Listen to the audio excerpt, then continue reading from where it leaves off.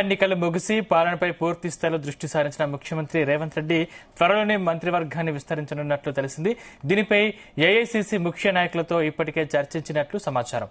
ఈ నెలాఖరుకు లేదంటే జూలై మొదటి వారంలో విస్తరణ ఉండొచ్చని తెలుస్తోంది. ప్రస్తుతం ముఖ్యమంత్రి కాకుండా మరో 11 మంది మంత్రివర్గంలో ఉన్నారు. మొత్తంగా మరో 6గురిని కొత్తగా మంత్రివర్గంలోకి చేర్చుకునే అవకాశం ఉంది. అయితే ప్రస్తుతం 4గురికి అవకాశం ఉండొచ్చని తెలుస్తోంది.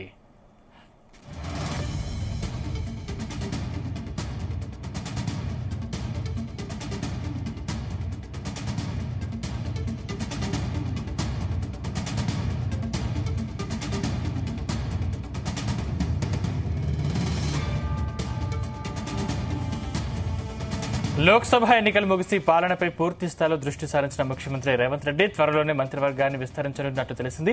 దీనిపై ఏఐసీసీ ముఖ్య నాయకులతో ఇప్పటికే చర్చించినట్లు సమాచారం. ఈ నెలాఖరుకు లేదంటే జూలై మొదటి వారంలో విస్తరణ ఉండొచ్చని తెలుస్తోంది. ప్రస్తుతం ముఖ్యమంత్రి కాకుండా మరో 11 మంది మంత్రివర్గంలో ఉన్నారు. మొత్తంగా మరో 6గురిని కొత్తగా మంత్రివర్గంలోకి చేర్చుకునే అవకాశం ఉంది. అయితే ప్రస్తుతం 4గురికి అవకాశం ఉండొచ్చని తెలుస్తోంది.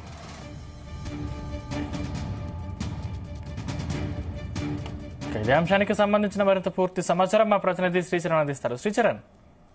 సందీప్, లోక్సభ ఎన్నికలు ముగిసి పాలనపై పూర్తి స్థాయిలో దృష్టి సారించిన ముఖ్యమంత్రి రేవంత్ రెడ్డి త్వరలోనే మంత్రివర్గాన్ని విస్తరించనున్నట్లు కూడా తెలుస్తోంది.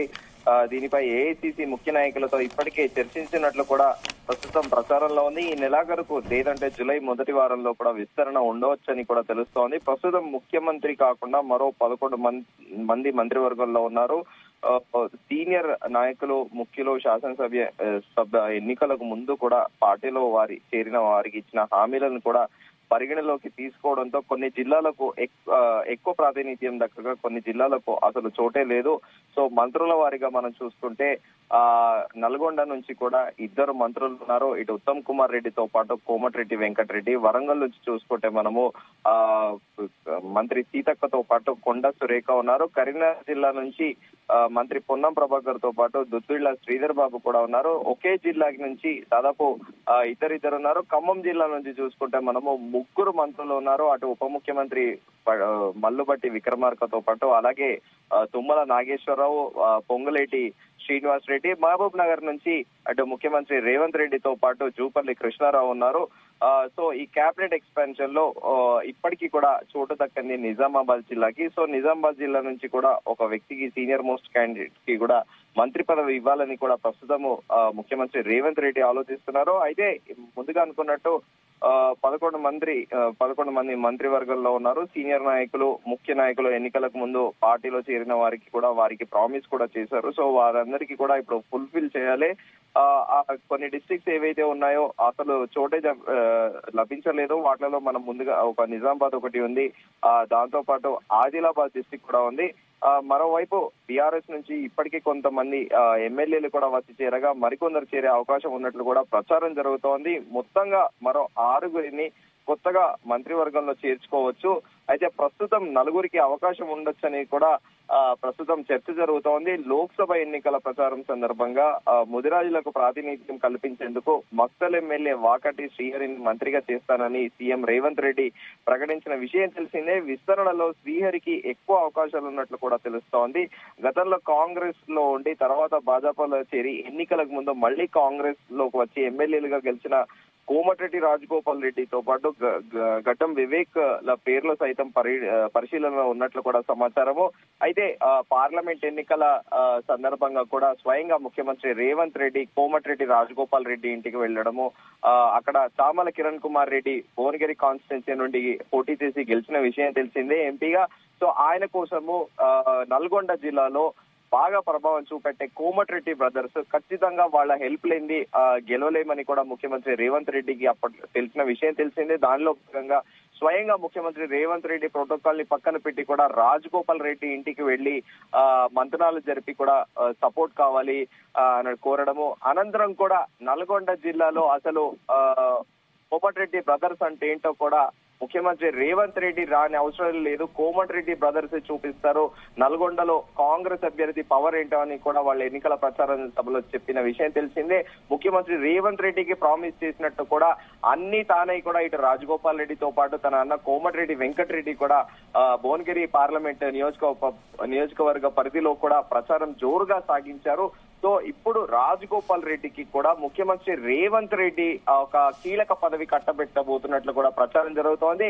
అయితే ఎప్పుడైతే ముఖ్యమంత్రి రేవంత్ రెడ్డి పార్లమెంట్ ఎన్నికల ప్రచార సందర్భంగా కూడా రాజగోపాల్ రెడ్డి ఇంటికి వెళ్ళినప్పటికే అప్పటికే ప్రచారం ఊహాగానాలు తీవ్ర స్థాయిలో కూడా చెలరేగాయి. ఇప్పటికీ కూడా స్పెక్యులేటివ్ గా నరేషన్ నడుస్తోంది. ఏంటంటే కోమటిరెడ్డి రాజగోపాల్ రెడ్డికి ముఖ్యమంత్రి రేవంత్ రెడ్డి హోమ్ మినిస్ట్రీ ఇస్తారని కూడా ప్రామిస్ చేశారనేది కూడా ప్రచారంలో ఉంది. సో మరి కోమటిరెడ్డి రాజగోపాల్ రెడ్డికి ఎలాంటి పోర్ట్ఫోలియో ఇస్తారనేది కూడా ఇప్పుడు చర్చనీయాంశంగా మారింది. అయితే ఆయన ఇటీవల జరిగిన లోక్సభ ఎన్నికల్లో కూడా భువనగిరి ఇన్ఛార్జ్ గా వ్యవహరించడం లాంటివన్నీ కూడా పరిగణలోకి తీసుకోవడంతో పాటు ఏఐసిసి ఇచ్చిన హామీ మేరకు మంత్రివర్గంలో చోటు లభించవచ్చనే ప్రచారం కూడా జరుగుతోంది. చెన్నూరు ఎమ్మెల్యే వివేక్ పేరు సైతం కూడా వినిపిస్తోంది. పార్టీలో చేరే ముందు ఆయనకు హామీ ఇచ్చారని కూడా ప్రచారంలో ఉంది. వివేక్ కుమారుడు వంశీకృష్ణ పెద్దపల్లి నుంచి ఎంపీగా గెలిచారు. వివేక్ సోదరుడు గడ్డం వినోద్ సైతం ఎమ్మెల్యేగా ఉన్నారు. మంచిర్యాల ఎమ్మెల్యేగా ఉన్న ప్రేమ్ సాగర్ రావు పేరు కూడా బలంగా వినిపిస్తోంది. ప్రేమ్ సాగర్ రావు కూడా చాలా సీనియర్ పోస్ట్ కాంగ్రెస్ లీడరు. ఆయన బిజినెస్ మ్యాన్ కూడా. ఆయనకి గతంలో కూడా పలు క్లబ్స్ లలో కూడా బిజినెస్ ఉండేది. వివేక్ లేదా ప్రేమ్ సాగర్ రావులకి ఒకరికి నార్త్ తెలంగాణ నుంచి కూడా ఒకరికి అవకాశం ఉండొచ్చని కూడా ప్రస్తుతం ప్రచారంలో ఉంది. అయితే ఉమ్మడి నిజామాబాద్ నుంచి ఒక సీనియర్ నాయకుడు బోధన్ ఎమ్మెల్యే పి సుదర్శన్ రెడ్డి పేరు కూడా గట్టిగానే వినిపిస్తోంది. ఆయనకి ప్రభుత్వం ఏర్పాటు సమయంలోనే అవకాశం ఉంటుందని భావించిన సామాజిక సమీకరణాల్లో చోటు లభించలేదు. ప్రస్తుతం మంత్రివర్గంలో మైనారిటీల నుంచి సైతం ఎవరూ లేరు. దాంతో ఆ వర్గం నుంచి ఒకరికి అవకాశం ఉండొచ్చని కూడా ప్రస్తుతం తెలుస్తోంది. ఎస్టీల నుంచి ఒకరికి అవకాశం ఉండొచ్చని కూడా ప్రస్తుతం సమాచారము. ఆల్రెడీ ఎస్టీ నుంచి మంత్రి సీతక్క ఉన్నారు.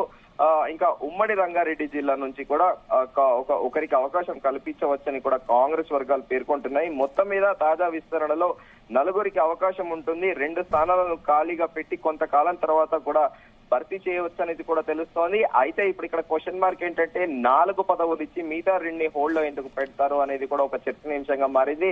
ఎందుకంటే బీఆర్ఎస్ నుంచి కూడా మరికొంతమంది ఎమ్మెల్యేలు కూడా కాంగ్రెస్ లో పార్టీలో జాయిన్ అయ్యే అవకాశం ఉందని కూడా ప్రస్తుతము ఊహాగానాలు వెలువడుతున్నాయి. ఒకవేళ బీఆర్ఎస్ నుంచి కీలక నేతలు ఎవరైనా వెళితే ఆ 2 మంత్రి పదవులు కూడా బీఆర్ఎస్ నేతలకు కట్టబెట్టే ఆలోచనలో కూడా కాంగ్రెస్ ప్రభుత్వం ఉన్నట్లు కూడా తెలుస్తోంది.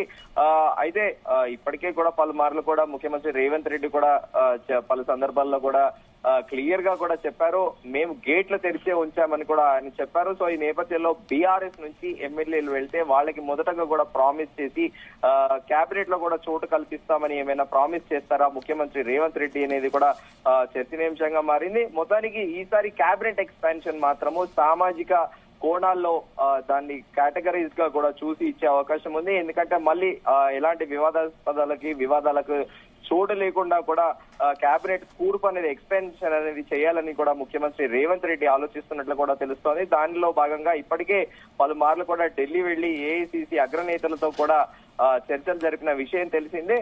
సో మనం వేచి చూడాలి కేబినెట్ ఎక్స్పాన్షన్ ఎలా ఉండబోతోంది, కూర్పు అనేది సామాజిక పరంగా. సందీప్, అంటే ఈ కసరత్తు ఎప్పటిలోగా పూర్తవుతుంది? మంత్రివర్గ కూర్పుపై ఎప్పుడు క్లారిటీ వచ్చే అవకాశం ఉంది శ్రీచరణ్?